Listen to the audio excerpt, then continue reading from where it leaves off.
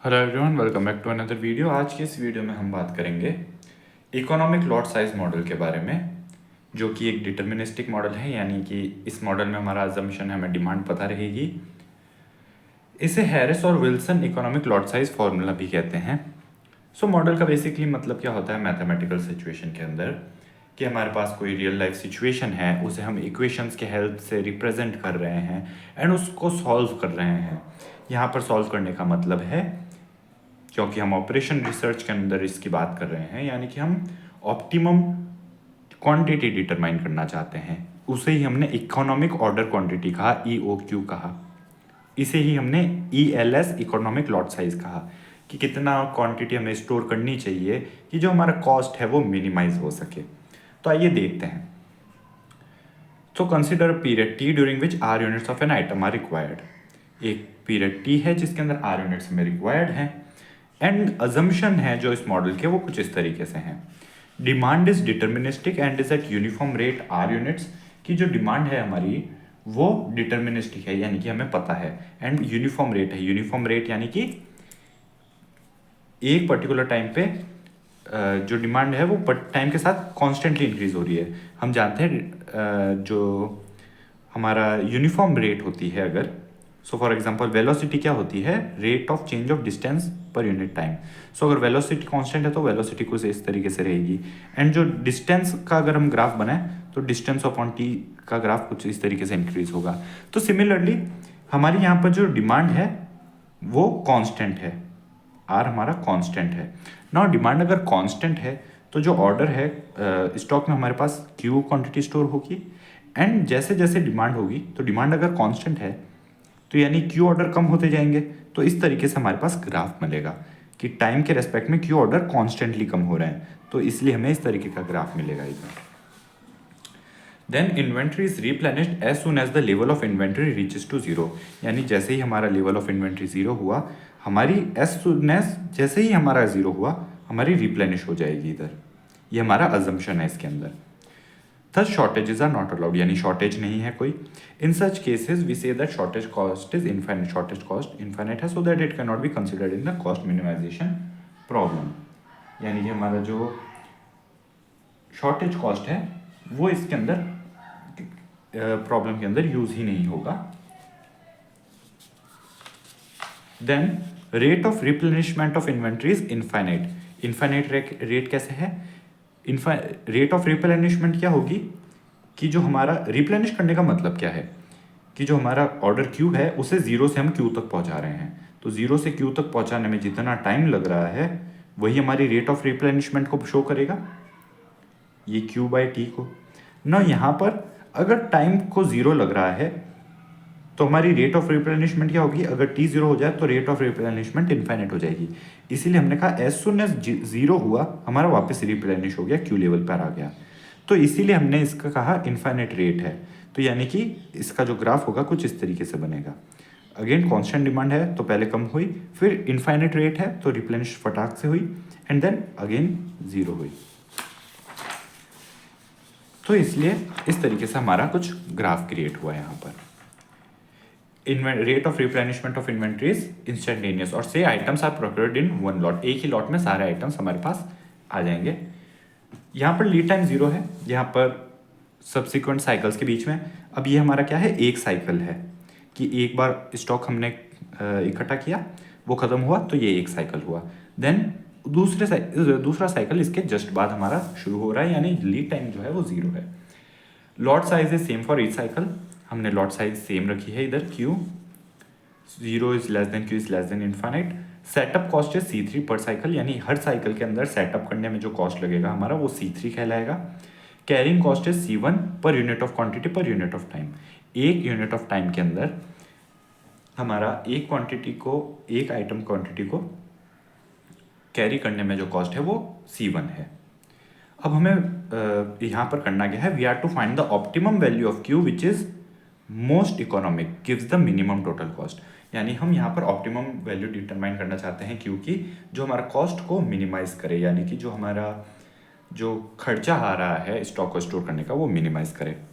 तो हमने इस तरीके से कुछ ग्राफ बनाया। अगेन वही चीज़ है जो हमने अभी समझी कि let after every time T quantity Q is ordered, हर टाइम टी के बाद क्वांटिटी क्यू ऑर्डर की जा रही है, and throughout the period T we are to find the optimal value Q not. ये टोटल टाइम जितना भी टाइम टी है, फॉर एग्जाम्पल अगर आपको 1 ईयर के लिए फाइंड आउट करना है तो 1 ईयर के अंदर ये पर्टिकुलर टाइम पीरियड होंगे कि फॉर एग्जाम्पल अगर 1 मंथ है तो 1 महीने, हर महीने इस तरीके से स्टॉक स्टोर किया जाएगा कि स्टॉक स्टोर हुआ, मंथ एंड हुआ, स्टॉक खत्म हुआ, अगेन मंथ स्टॉक स्टोर किया गया एंड मंथ एंड हुआ, स्टॉक खत्म हुआ। तो ये इस तरीके से साइकिल्स हो जाएंगे इसके।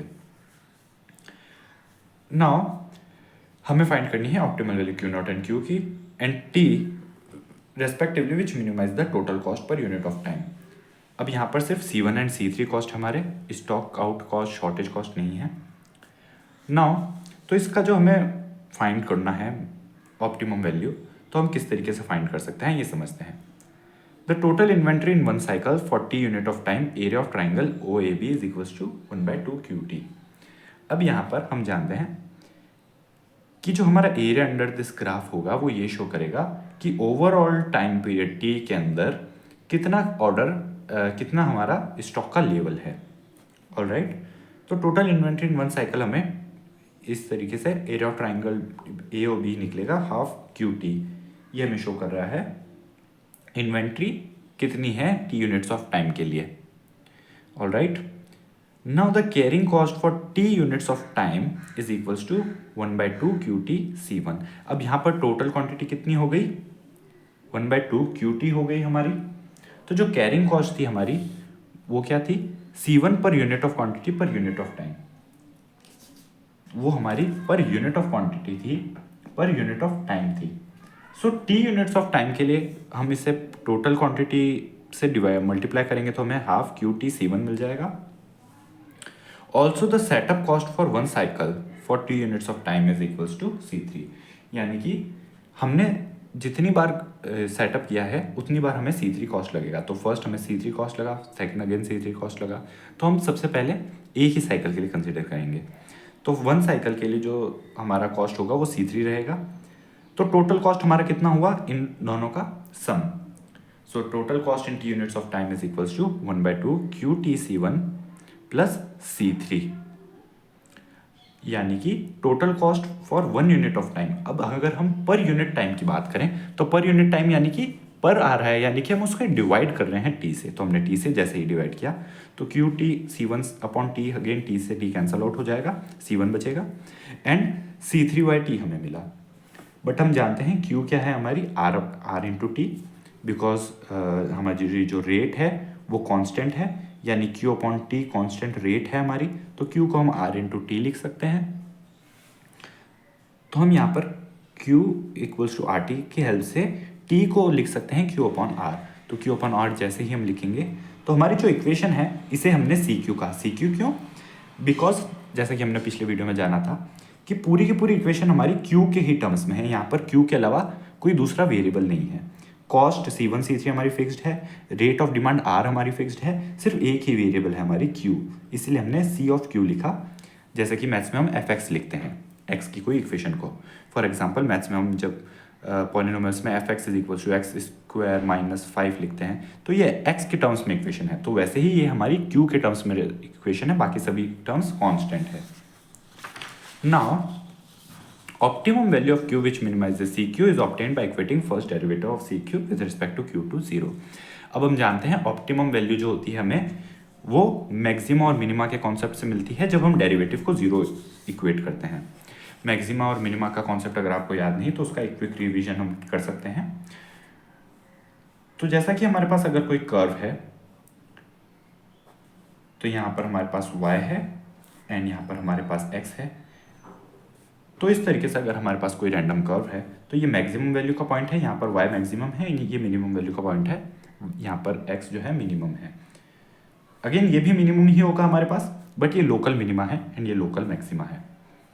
नाउ हमारे पास जो इस तरीके से मैक्सिमा एंड मिनिमा होते हैं इसे हम स्लोप की हेल्प से डिटरमाइन करते हैं। अब यहाँ पर अगर हम स्लोप फाइंड आउट करें तो ये स्लोप क्या है, एक्स एक्सिस के पैरेलल है एंड यहाँ पर भी हमारे पास जो स्लोप है वो एक्स एक्सिस के पैरेलल है। तो पैरेलल होने का मतलब क्या हुआ, जब स्लोप पैरेलल होता है तो पैरेलल स्लोप का मतलब क्या हुआ हमारे पास, m is equals to zero.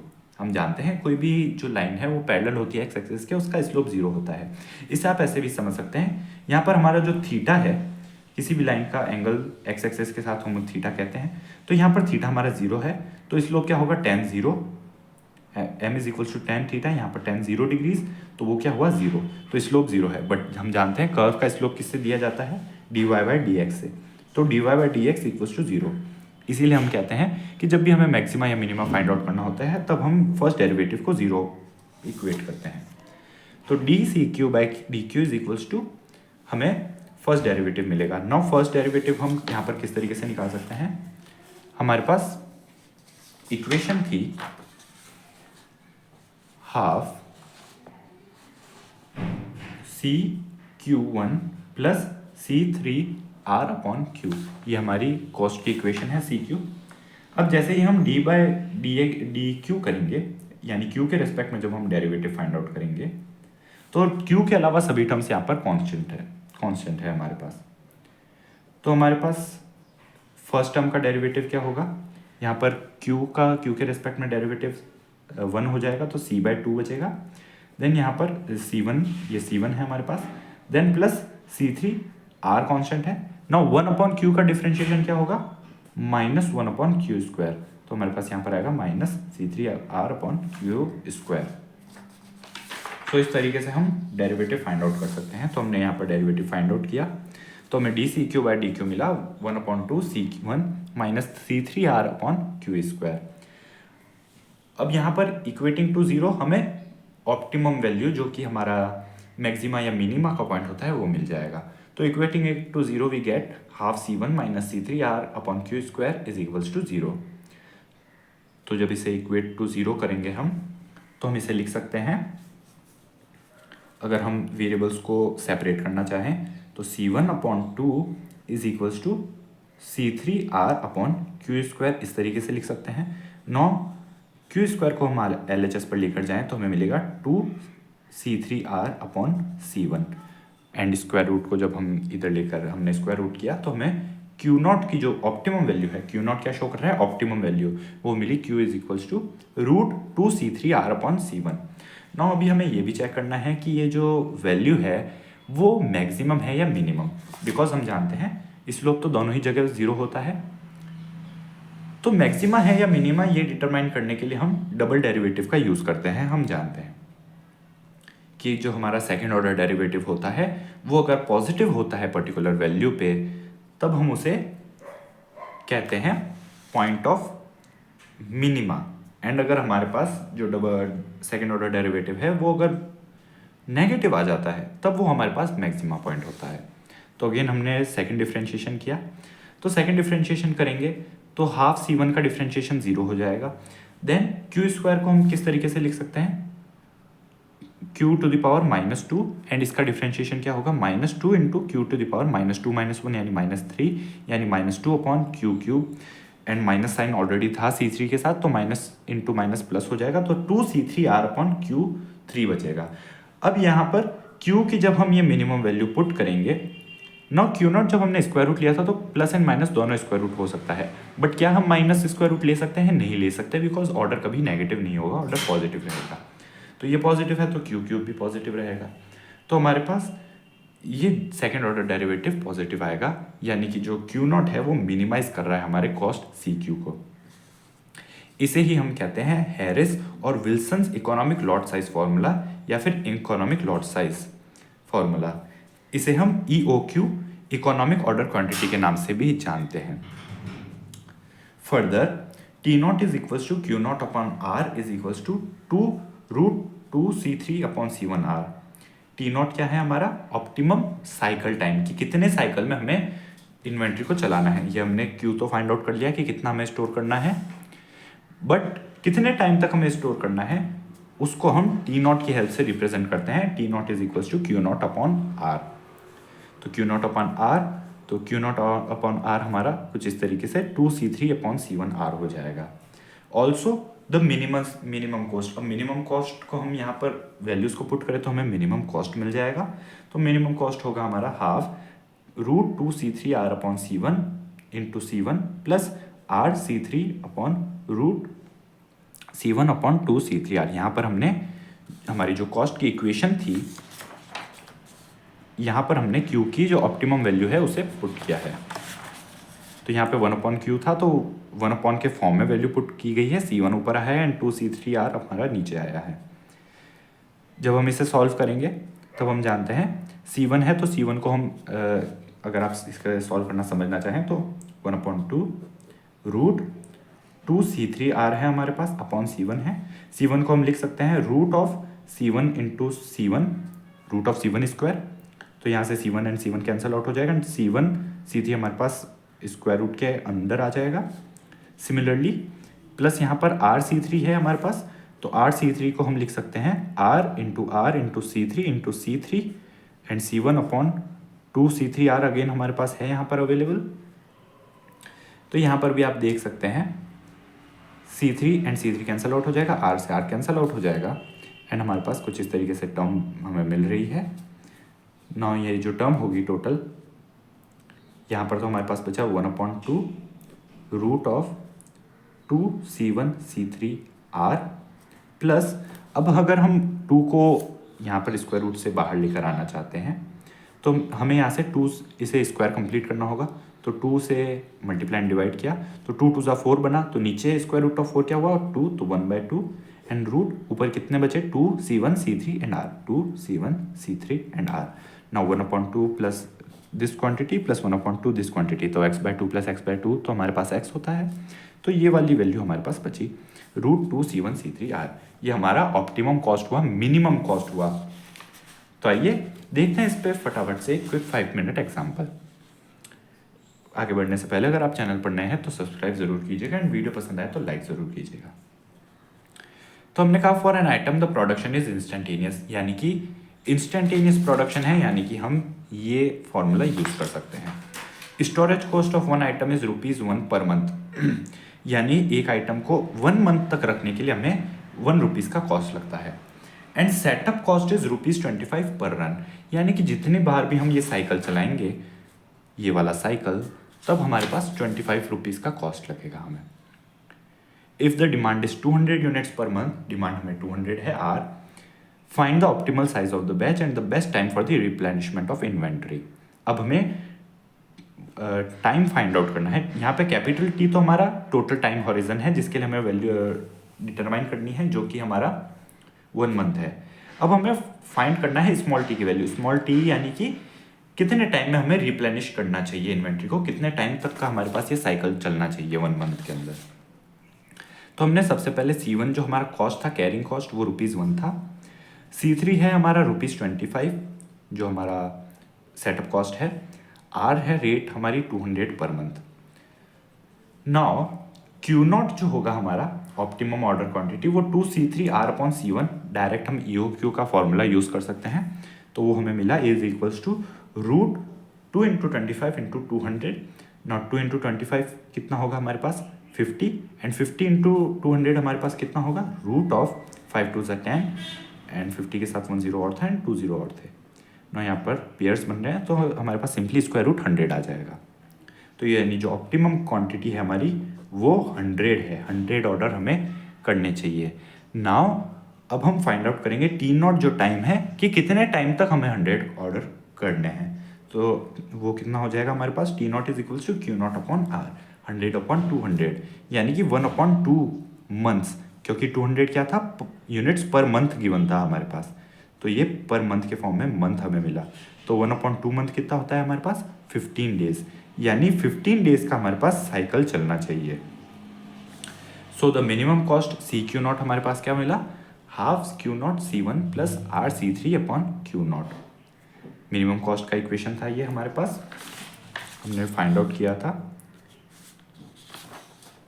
अगर हम इस इक्वेशन के अंदर भी पुट करें तब भी हमारे पास 100 मिल रहा है। तो आपने देखा तो ये हमारे पास जब इक्वेशन में पुट करेंगे तो ये हमारे पास मिनिमम कॉस्ट मिलेगा, बिकॉज Q0 तो हमारे पास मिनिमम ऑर्डर क्वांटिटी थी, सॉरी ऑप्टिमम ऑर्डर क्वांटिटी थी, ऑप्टिमम लॉट साइज थी, इकोनॉमिक लॉट साइज थी कि इतने ऑर्डर हमें रखने हैं। एंड मिनिमम कॉस्ट है वो सी क्यू नॉट से गिवन है, तो 1/2 Q not C1 plus RC3/Q0 हुई हमारे पास। Q0 की वैल्यू 100 पुट की, C1 की वैल्यू कैरिंग कॉस्ट हमारे पास 1 था। देन RC3/Q0, R थी रेट हमारी 200 है, एंड C3 जो है हमारे पास 25 है, एंड Q0 हमारे पास 100 है। तो 200/100 हमारे पास कितना बचेगा, 2 बचेगा। सो 2 इंटू 25 50, 100/2 हमारे पास 50, तो 50 प्लस 50 100 रुपीज़, यानी कि जो मिनिमम कॉस्ट है हमारा वो 100 रुपीज़ है। अगर हम कहें कि if you produces all the items in the beginning of month, अगर वो सोचे और जो कि शॉपकीपर है कि वो एक ही साथ में मंथ में स्टार्टिंग में ही सभी ऑर्डर्स को प्रोड्यूस करे, सभी आइटम्स को, तो उसका कॉस्ट क्या होगा, तो उसका कॉस्ट हम देख सकते हैं 25 प्लस 1 इंटू 100 हुआ। कैसे हुआ, सी क्यू क्या है हमारे पास, सी क्यू है हमारे पास, हम देख सकते हैं half Q into C1 plus C3 R/Q। Now अगर हम एक साथ 200 ऑर्डर्स को मंथ की स्टार्टिंग में ही प्रोड्यूस कर रहे हैं, तो हमारे यहाँ पर इक्वेशन क्या बनेगी, 1/2 into 200 into C1 carrying cost 1 है हमारा, प्लस C3 25 है हमारा सेटअप कॉस्ट, एंड डिमांड कितनी है 200, एंड क्वांटिटी कितनी है 200। 200 cancel out, 2 into 100, and 100 plus 25 125। तो आप देख सकते हैं हमारा जो इकोनॉमिक लॉट साइज फॉर्मूला था उसमें हमें जो कॉस्ट मिल रहा था वो मिनिमम मिल रहा था उसकी हेल्प से, इसीलिए तो हमने ये फॉर्मूला क्रिएट किया है, फाइंड आउट किया है। तो यानी कि जो हमारा कॉस्ट का फॉर्मूला है इकोनॉमिक लॉट साइज का, इकोनॉमिक ऑर्डर क्वांटिटी का, वो हमारा कॉस्ट को मिनिमाइज कर रहा है। And average inventory through out the month हमारी एवरेज इन्वेंट्री कितनी रह रही है, Q/2 100/2 रह रही है, यानी अराउंड 100 आइटम्स हमारे पास इन्वेंट्री में रह रहे हैं। Alright, so this was all in this video. मिलते हैं नेक्स्ट वीडियो में, एक और मॉडल के बारे में बात करेंगे। तब तक के लिए take care and thanks for watching.